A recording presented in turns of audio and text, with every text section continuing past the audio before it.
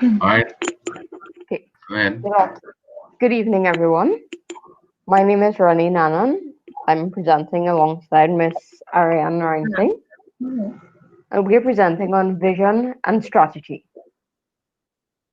Okay, so let's start things out. So I have a story to share. Sil will learn more about it in my final piece, but this is just to help with the vision aspect of my presentation. So in 2013, I failed out of business school. It was not my thing. I seriously do not like the corporate life. I'm what you'd call a creative. I'm a screenwriter. So my vision is to have my work picked up by big movie companies and someday see it on the screen. So I have been building a network, writing many screenplays, day and night, and I've been working towards creating my vision. Okay, so now Ariane will present video. Let me stop presenting. Okay.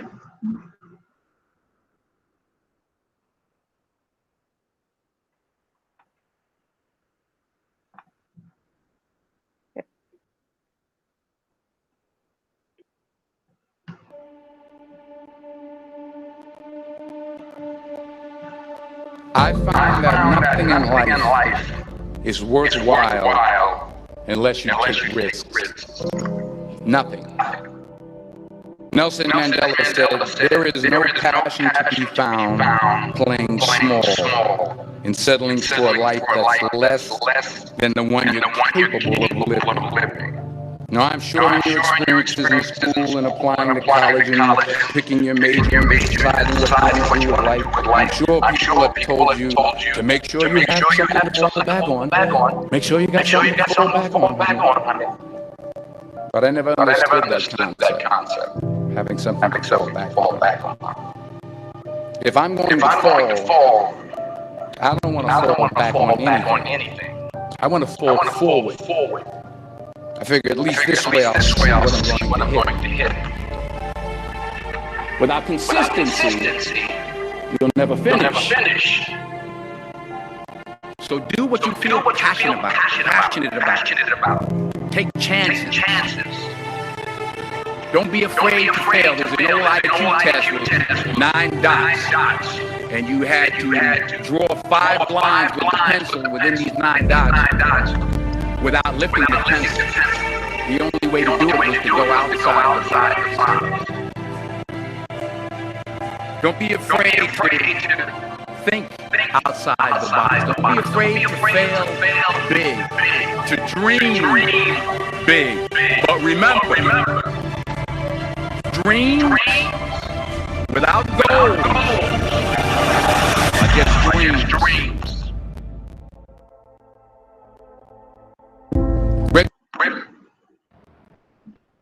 First, I want to apologize for popping out while you're watching your videos. Reggie Jackson struck out 2,600 times in his career, the most in the history of baseball. But you don't hear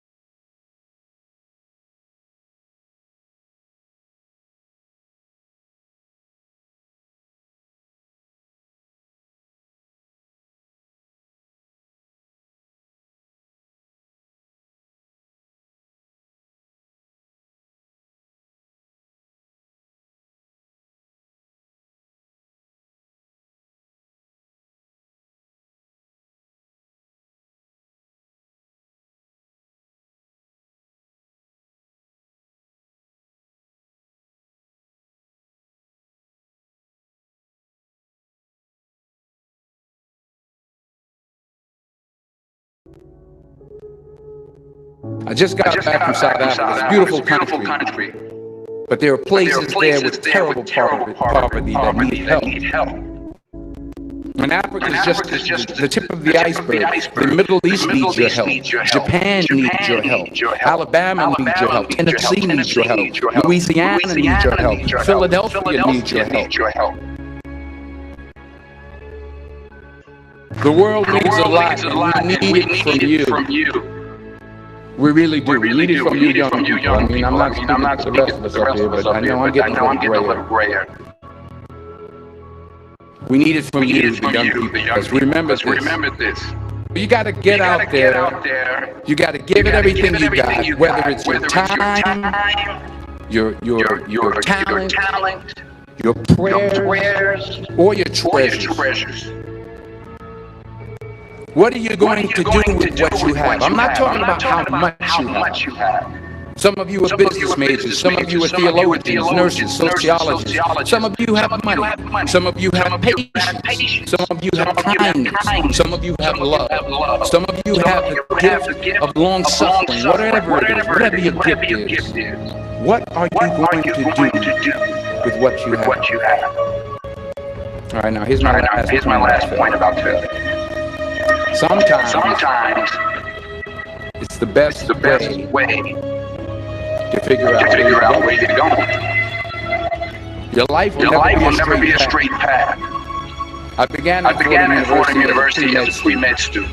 I took a course called cardiac morphogenesis. I couldn't read it, I couldn't say it, I sure couldn't pass it. So then I decided to go into pre-law, then journalism. And with no academic focus, my grades took off in the wrong direction. I was a 1.8 GPA, and the university very politely suggested that it might be better to take some time off. I was 20 years old. I was at my lowest point. And then one day, and I remember the exact day, March 27, 1975, I was helping my mother in her beauty shop. My mother owned a beauty shop up in Mount Vernon. And there was this older woman who was considered one of the elders in the town. I didn't know her personally, but I was looking in the mirror, and every time I looked in the mirror, I could see her behind me, and she was staring at me. She just kept looking at me. Every time I looked at her, she kept giving me strange looks. So she finally took the dryer off her head and she said something I'll never forget. She said, young boy, I have a prophecy, a spiritual prophecy. She said, you are going to travel the world and speak to millions of people. And in the years that followed, just as that woman prophesied, I have traveled the world, and I have spoken to millions of people through my movement. Millions who up till this day couldn't see me. Up till this day I couldn't see while I was talking to them, and they couldn't see me. They could only see the movie. They couldn't see the real me. But I see you today. And I'm encouraged by what I see. And I'm strengthened by what I see. Because taking risk is not just about going for a job. It's also about knowing what you know and what you don't know. It's about being open to people and to ideas. The chances you take, the people you meet, the people you love, the faith that you have, that's what's going to define you. Never be discouraged. Never hold back. Give everything you've got. And when you fall throughout life, remember this. Fall forward.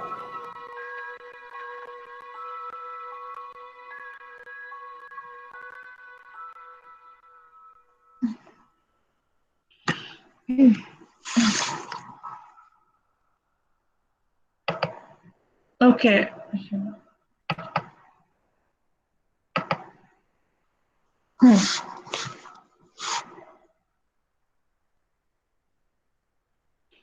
Are we going to keep a back of these slides?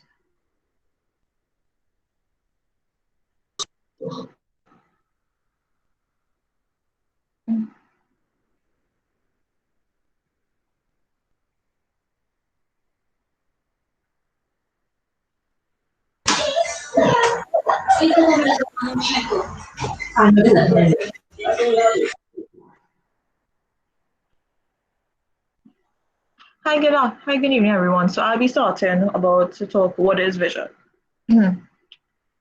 Is everyone hearing me? Just being clear. Yeah. Okay, sure. Okay, vision is the inner foresight of what we want to become or achieve in the future. Vision is also the ability to plan for the future with the use of imagination and wisdom. Then with vision, there's also leadership vision. So leadership vision is a vision can be thought of as a dream for the future. A vision is also more than a dream. It is an ambitious view of the future that everyone involved can believe in. One that can realistically be achieved, yet one that offers a future that is better in important ways than what now exists.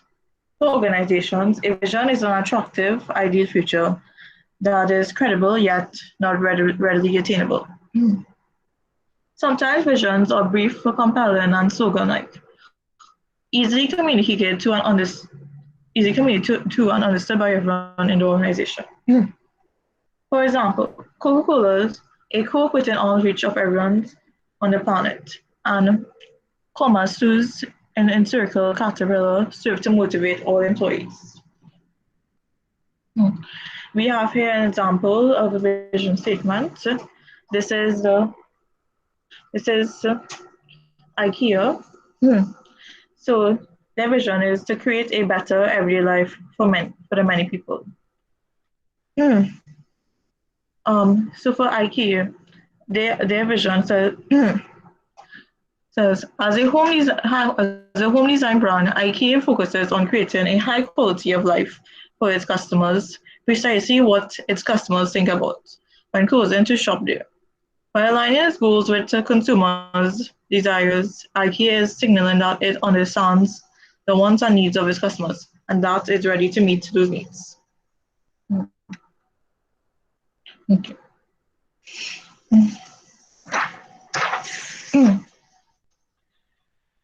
Strong inspiring visions have been associated with higher organizational performance. When people are encouraged by a picture of what the organization can be in the future, they can help take it there.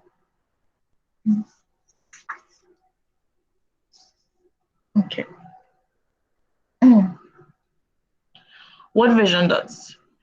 Vision works in a number of important ways. An effective vision provides a link between today and tomorrow, serves to energize and motivate employees toward the future, provides meaning for people's work, and sets a standard of excellence and integrity in the organization. Vision links to the present to the future vision, connects what is going on right now with what the organization aspires to. A vision is always about the future, but it begins with the here and now. As a leader, you can frame a vision that sets a standard of excellence and integrity, connects to core values, and helps people find meaning in their work.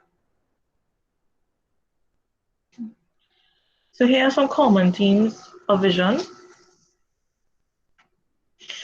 There are 5 common themes. The first one is they have a broad, widely shared appeal. They help organizations deal with change. They encourage faith and hope for the future. They reflect high ideals. They define both the organization, destination, and the basic rules together. So I'm going to give a little brief definition of each of the 5 themes. So the first one is vision has a broad appeal. Although it may be obvious that a vision can be achieved only through people, many visions fail to adequately involve employees. Isolated top leaders may come up with a grand idea that other employees find ridiculous, or they might forget that achieving the vision requires understanding and commitment throughout the organization. For example, Most people originally thought obviously, Stanford idea of inexpensive films for solar power was ridiculous. If we had not been able to involve investors, managers, engineers, and other employees in the vision, it would never have become a reality. The vision cannot be the property of the leader alone. The ideal vision is identified with the organization as a whole, not with a single leader or even a top leadership team. Vision deals with change. Visions that work help the organization achieve goal change. Vision is about action and challenges people to make important changes towards a better future. Changes can be frightening, but a clear sense of direction helps people face the difficulties and uncertainties involved in the change process. Vision encourages faith and hope. Vision is this only in the imagination. It is a picture of a world that cannot be observed or verified in advance. The future is shaped by people who believe in it, and a powerful vision helps people believe that they can be effective. That there is a better future they can move through their own commitment and actions. Vision reflects high ideals. Good vision or idealistic visions that portray an uplifting future have the power to inspire and energize people. And the last theme, vision defines the destination and the journey. A good vision for the future includes specific outcomes that the organization wants to achieve. It also incorporates the underlying values that will help the organization get there. For example, a private business school might specify certain outcomes, such as a top 20 ranking, placing 90% of the students in summer internships and getting 8% of students into jobs by June of their graduating year. Yet, in the process of reaching those specific outcomes, the school wants to increase students' knowledge of business, values, and teamwork, as well as prepare them for lifelong learning. Okay.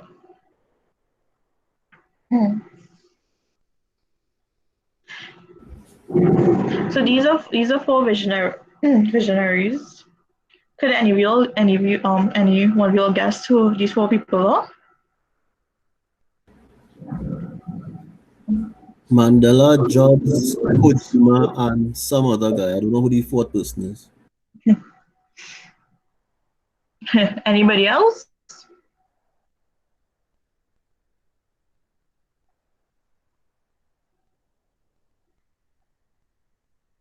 Anybody can guess who these four people are? Okay. Okay, we move on.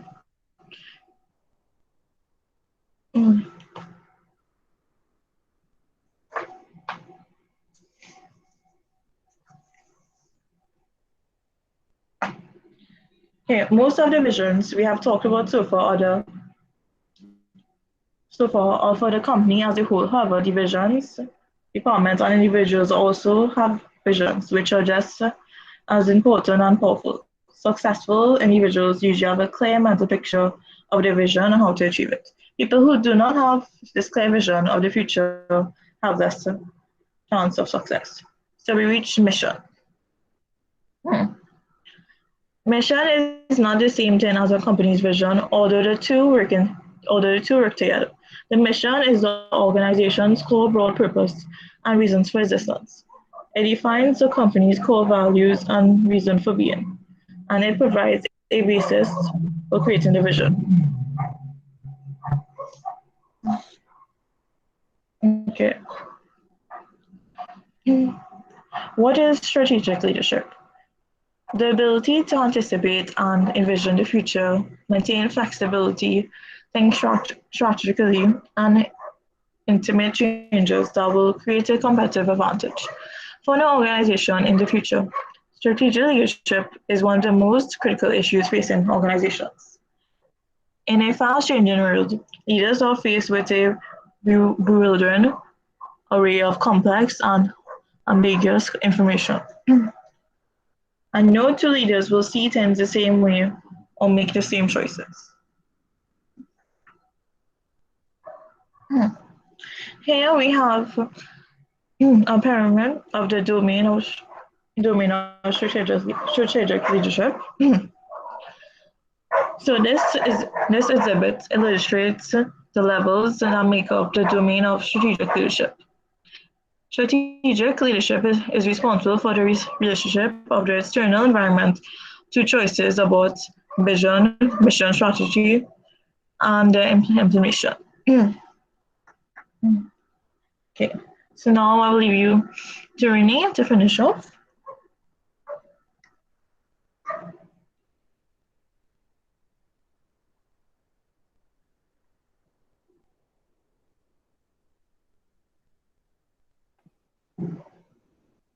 Sorry about that.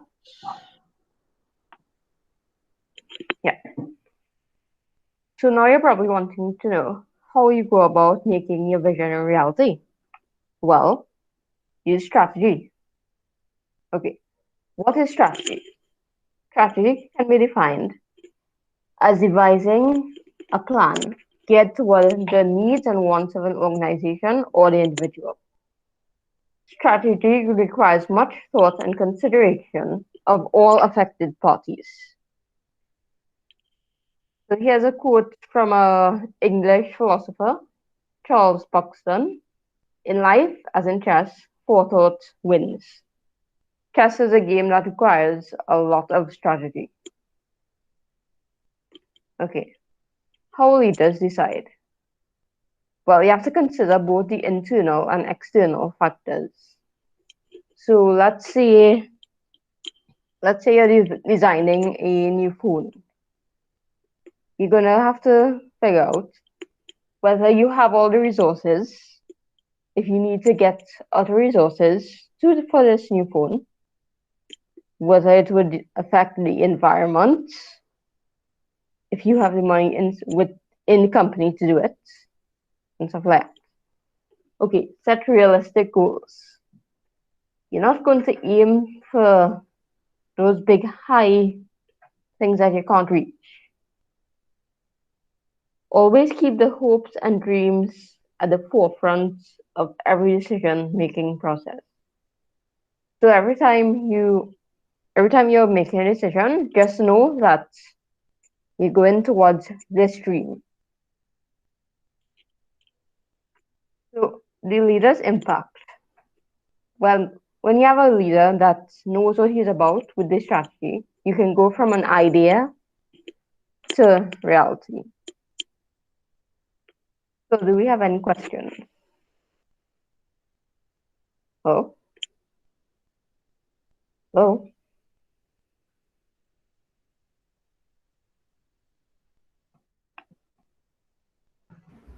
Do you guys have any questions?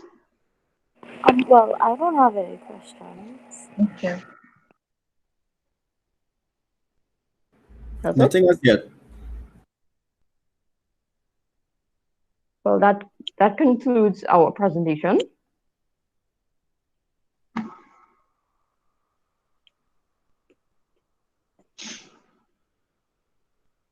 We'll stop here now.